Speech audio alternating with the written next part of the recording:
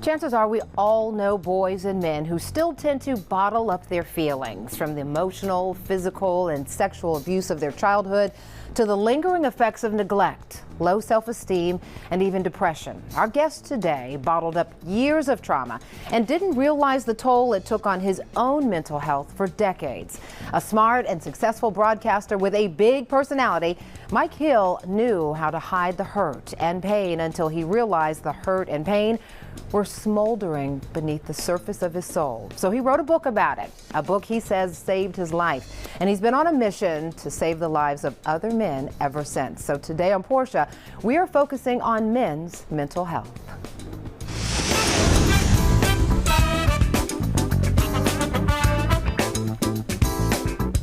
Welcome to the show. You know, with all of the talk about mental health and well-being, especially over the last several years, you would think everyone has a safe space to speak their truth. But the truth is, a disparity still exists for boys and men who long to admit they are struggling emotionally.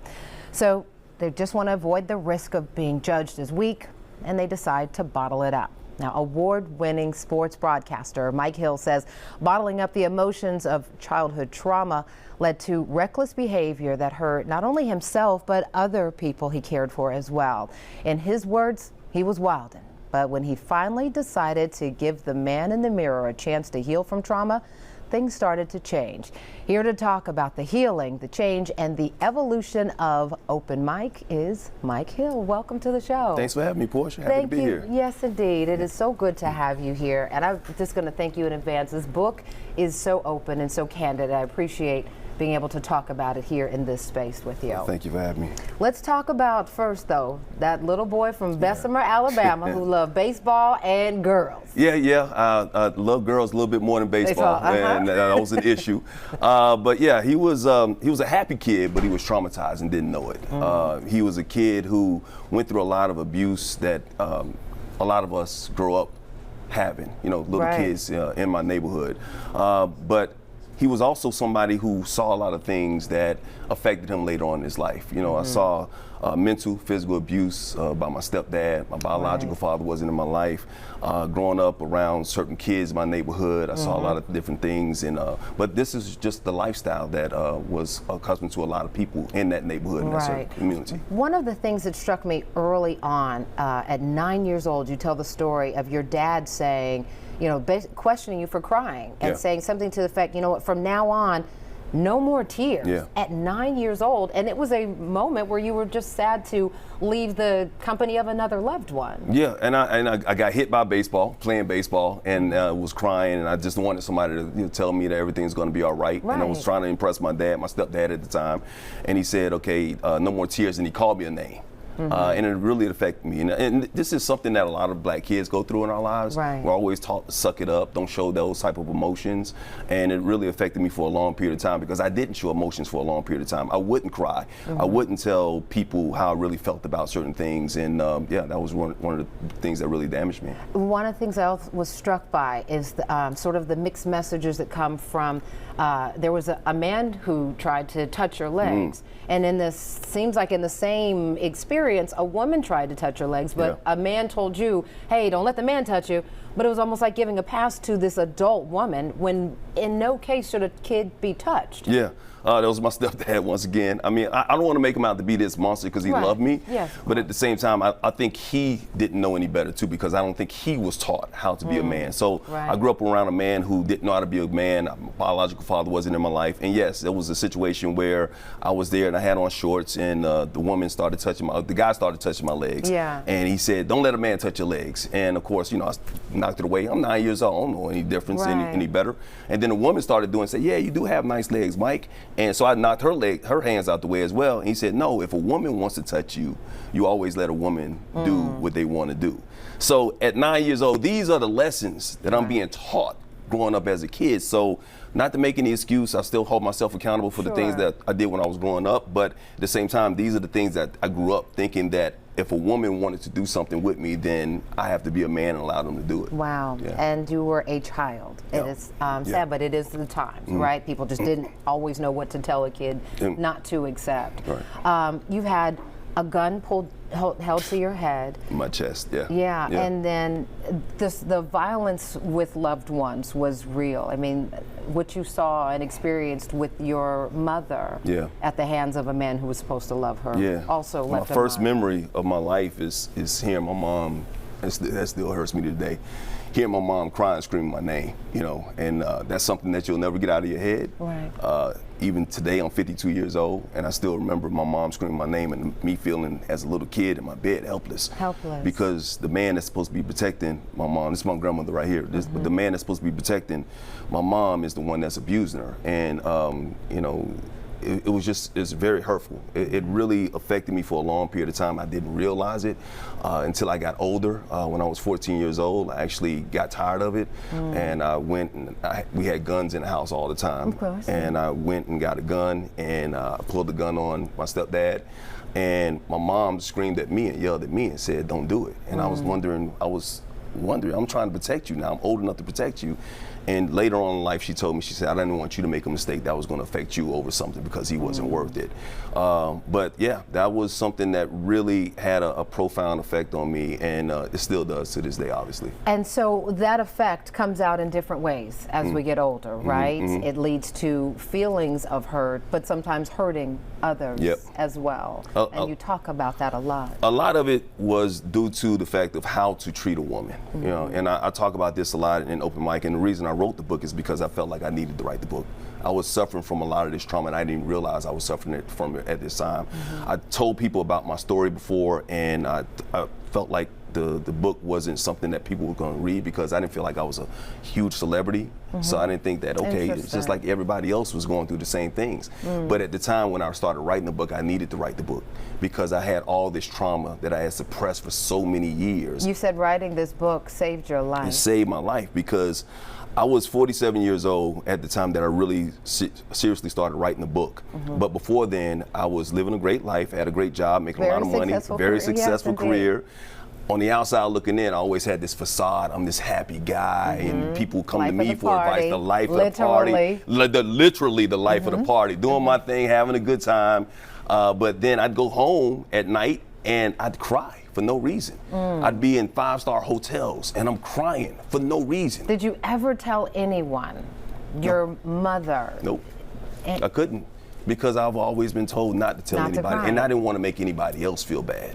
I was always the one that people came to for their advice or to get over their problems. I was the one that always took in everybody else's problems, that I felt like I couldn't tell anybody my problems, because I didn't feel like it was that important, to be quite honest with you, because everybody else, I lived a good life. I had money, you know, I had this, I had, you know, a little popularity. I had a nice job. I had all that type of stuff. So who am I to complain about these small things in life when other people are going through a lot of things? Right, we always tend to minimize what seems small, but it is huge in our lives. It was changing your life. It was killing me. It was literally killing me, because all of that pain and that suffering on the inside was making my health go to crap, to be quite honest with you.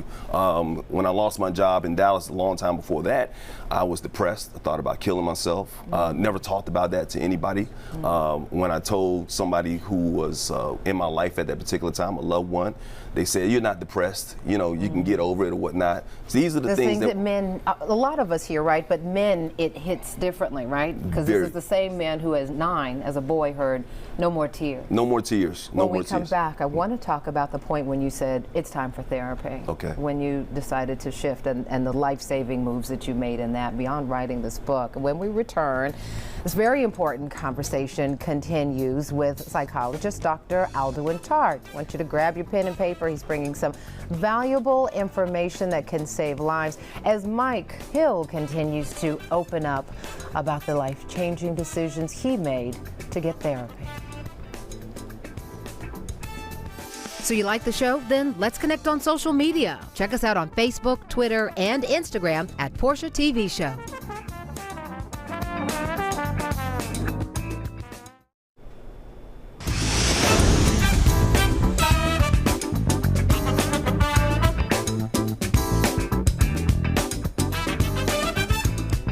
And those numbers are the reason why we're having that conversation today, because we know far more people do not report the fact that they're struggling with their emotions. We welcome you back to the conversation.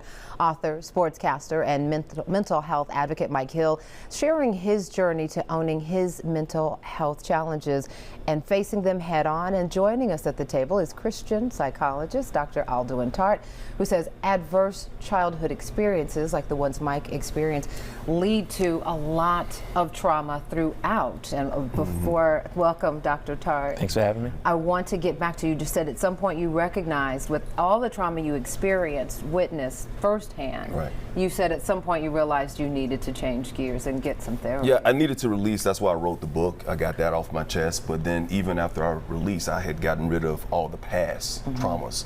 Had you had the therapy by the time you started writing the book? No, I had. The book was before that. The Wow. therapy was my. The book was my first form of therapy. People have told me I should go to therapy before, but you know, black folks, you know, Right. go to I don't need therapy. Jesus. Take that to Jesus. Don't go to therapy. You know. I'm good. So I wrote the book, and like I said, I got it off my chest. But then I realized, and I look at it as that was my surgery, but I needed my rehab afterwards. Good way to And put it was. that. There was a reason. There was an incident that happened that almost cost me my relationship with my children afterwards that I never addressed. And you have two beautiful daughters. I have two beautiful daughters who I adore, who are my hearts. And I said, finally, you know what, I gotta go to therapy. And once I started going to therapy, I have not stopped, and it's changed my life immensely. And did they say, Dad, it's time, or you said, you know what, this is just out of hand? You know, the irony in it is that I encouraged my older daughter to go to therapy. Oh, wow. But I never went there. And she went to therapy, and I saw the change in her. And then they said, well, in order for us to do this, you need to do that. Yeah. And I said, yeah. And I went, and it just, like I said, it changed my life. And that's why I made it my mission to encourage other people to do the same thing. What a beautiful gift. You describe yourself in the book as twisted and devious in the mind of a maniacal freak. Yeah. Really hard words, but that was that honesty that you said is part of what you learned in therapy. And Dr. Tartt, you say this is part of what this is all about, is sort of looking at the childhood traumas. I mean, and humanizing my brother. Listen to what he talked about he went through as a child. Yeah. Adverse childhood experiences. We're talking about neglect. We're talking about emotional abuse. We're talking about witnessing domestic violence, having a parent who's suicidal or incarcerated, sexual abuse, physical abuse. You know, there are people who there's like a percentage, 1 in 6 people have like at least one, but there's like there's even more people that have 4 or more, 5 or more. Mike just disclosed 6 or 7. Right. And that kid's supposed to grow up with no help, no correction, and have healthy relationships and have a healthy sense of self, right? That Mike has done all that he's done, you know, is a testament. But what it says is like, we talk about therapy like something's wrong. It's the marketing is wrong. But when we look at it and say, hey, brother, you need renovation. You actually need to repair the traumas that happen against you, right? Because it's not fair for those things. How does the body adapt to those things? Right. You survive. You do the best that you possibly can. Right? But what we need is someone to come in and say, all right, let's talk about how to remove the traumas from you. Right? Let's actually treat the child. Create some distance. Let's go back at 8, 12, that, 15, 17 at those things that affected you, so that we're actually able to separate the young man in this case from what happened to him. Because as men, we tend to just suck it up and just carry it. Especially and act it out in its own mostly way. in negative ways. Yeah. So when you get to this point where you say you're going to separate from it, do you feel like, I mean, that's a process, right? Everything you describe, that's not an overnight. Do you feel like you are separating from it? It's a work in progress. I always tell people that I never claim to have wings on, and I take full accountability for my actions. You know, I'm still, you know, I'm learning. I've learned not to try and be perfect. But we put out that perfect perception, we put out that mask and say, because of what I do partly as well, because you have to put out this image and you got to be this good boy and this good, you know, guy or whatever all the time or whatnot. And really deep down inside, I feel like I'm a good guy. I really do. But I have flaws like everybody else, and I didn't address it. And one of the things he was talking about is like, we can walk, we can break our leg, and we can walk on a broken leg for a long period of time. You can learn how to walk on that broken leg, but that leg is still broken. Right. But eventually, it's going to be something that where you're going to develop a limp, and you got to go inside and you got to figure out why that thing is broken. You got to go in there and fix it and why it correct healed it. improperly. Yeah. I want to ask both of you, when we hear about boys, teens, young men saying, I just don't feel like I can speak, what do you say? How do you get men in your practice and in your exposure, especially in covering sports and covering, current events. You both have a lot of exposure to men who are struggling. Yeah. How do you get men to open up and talk to someone? By doing it myself, by being the example. I think a lot of people don't do it because they don't see other people like them.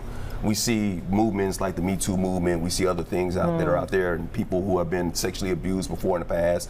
And they need somebody to feel like just like them in order for them to come out and speak out. So I encourage myself, and I encourage other people who have a platform to speak out and say, hey, I'm not okay. I need help. I need to go to therapy. So I think celebrities and people of influence are really the key. And 30 seconds. Yeah, I mean, we talk about, do you want to be your best self? All right, and so you ask the right question. You don't ask them if they're good, because we're gonna say, yeah, I'm straight, I'm good. Of course, everybody, no one's gonna say I'm bad. On a scale of 1 to 10, how happy are you? Then men say about a 2.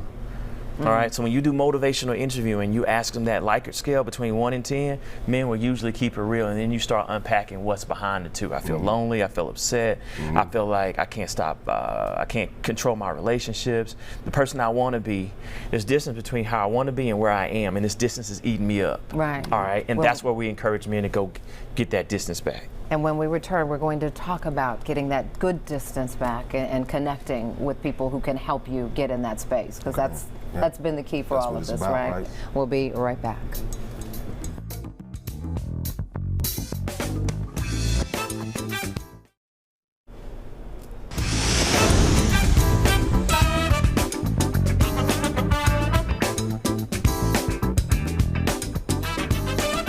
Really sobering numbers there. We're back here at the table with Mike Hill and Dr. Alduan Tartt.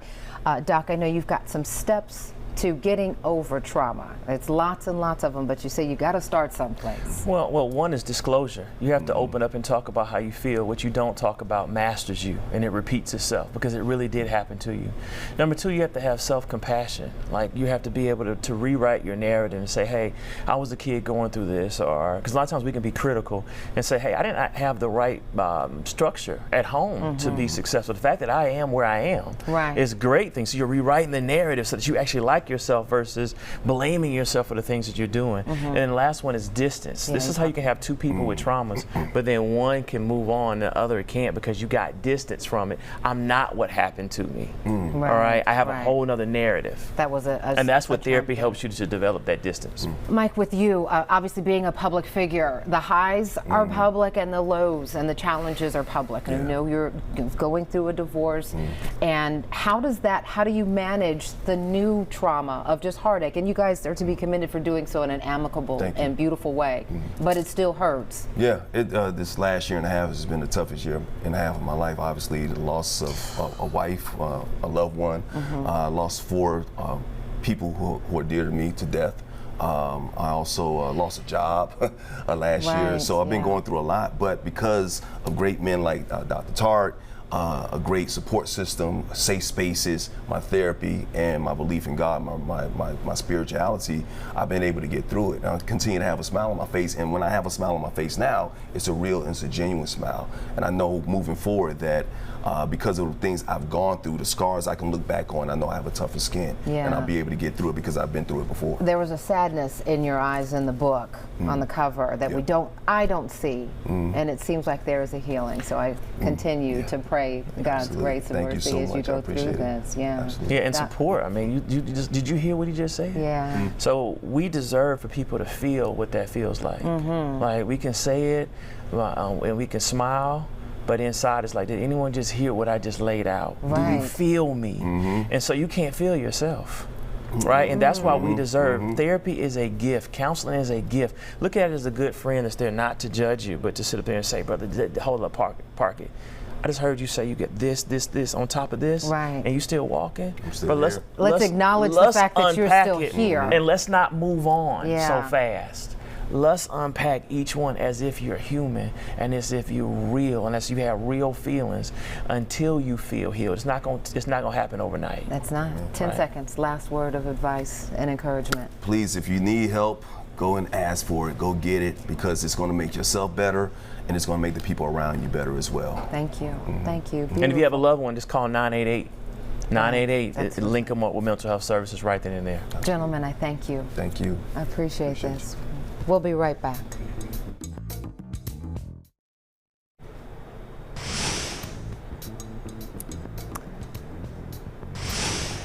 I want to commend Mike Hill for being such an open book, literally an open mic. I commend his willingness to speak so candidly about the childhood traumas and life tragedies that he ultimately transformed into moments of triumph. And we always appreciate the expertise of therapist Dr. Alduan Tartt, who always reminds us how important it is to get some help. So listen, if you or someone you know is struggling emotionally with life's day-to-day challenges, don't be embarrassed to ask for help. And if those emotional struggles reach a more critical level, know that you can always call 988. Those 3 numbers will get you the help you need. Thanks for watching, and be sure to be the reason why someone smiles.